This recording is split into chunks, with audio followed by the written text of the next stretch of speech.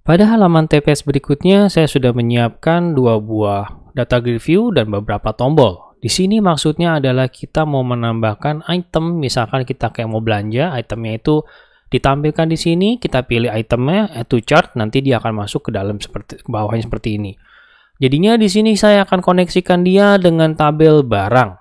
Pada saat kita koneksikan dengan tabel tersebut, saya mengkoneksikannya dengan binding source yang memang sudah ada. Jadi memang ini lebih direkomendasikan menggunakan binding source yang memang sudah ada dibandingkan kalian menambahkan binding source baru dengan memilih tabel baru. Karena kalau kayak gini, artinya kalian memiliki dua buah binding source. Ada binding source yang biasa, ada binding source yang ada angka satunya. Ini nantinya kalau kalian nge-code, kalian akan sedikit bingung kan menggunakan binding source yang mana. Karena perubahannya bisa saja terjadi di binding source yang ini, bukan terjadi di binding source yang satu. Atau malah sebaliknya. Jadi kalian akan kebingungan, kok datanya nggak berubah, datanya nggak nambah, atau segala macamnya.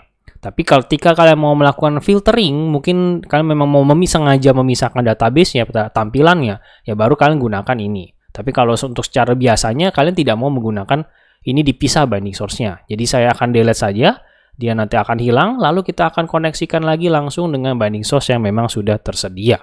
Nanti setelah itu kita akan lakukan add to chart, di mana tombol add to chart ini saya sudah code sedemikian rupa, yaitu di sini kita akan nge-looping mencari si itemnya itu kita masukin. Jadi ketika kita milih satu row selection, jadi kita ambil satu row, ini sudah saya kasih komen juga ya. Jadi mungkin nanti quote ini saya akan berikan di deskripsi sudah lengkap dengan komen-komennya sehingga kalian bisa baca dan bisa pelajari juga.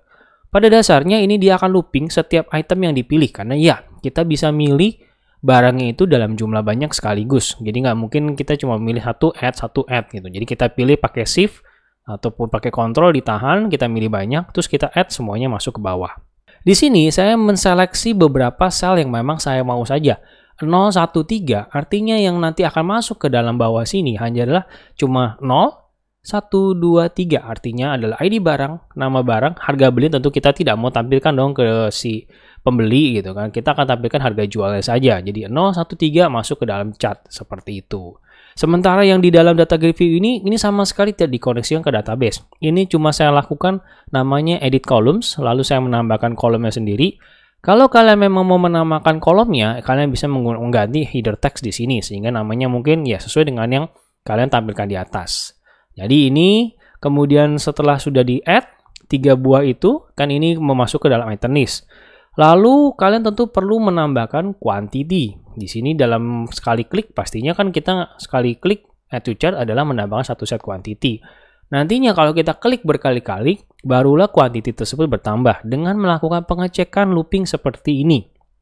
Karena kita mau lihat kalau memang barangnya sudah ada, berarti quantity pada saat si data grid view yang di data grid view 3, kebetulan memang namanya data grid view 3, data grid view 2, data grid view 2 dimasukin ke data grid view 3.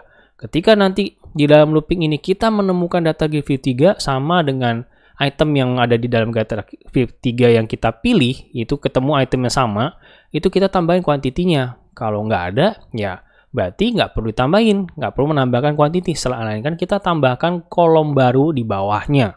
Jadi ini membedakan kalau ini ketemu ada kolom yang sama, barang yang sama yang ditambahin, nanti dia akan nambah. Kalau ini kalau misalkan dia nggak ketemu data yang sama di dalam item yang ditambahin, jadi kita nambahin buka kolom baru. Jadi kalau kita jalanin seperti ini, ya di TPS 2 ya, nah ini kita bisa pilih, oh ya sebelumnya jangan lupa menyalakan settingan properties ini ya, yang kemarin waktu pas tutorial sebelum kita bahas, yaitu full row select. Di dalam sini settingan di dalam data grid view ada full row select, karena kita memang mau bikin ketika memang diklik manapun dia akan melakukan full row select, selection mode-nya full row select. Nah, kembali ke sini artinya kita bisa milih, misalkan saya pilih si sabun sekaligus sama ini sekaligus, saya pilih add to chart.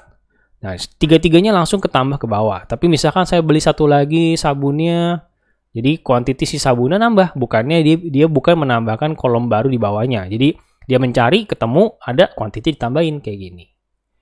Ya, demikian kita baru menambahkan add to chart. Nanti kita akan tambahkan cancel dan checkout-nya tentunya di tutorial berikutnya. Thank you for watching, keep learning, sampai jumpa di tutorial berikutnya.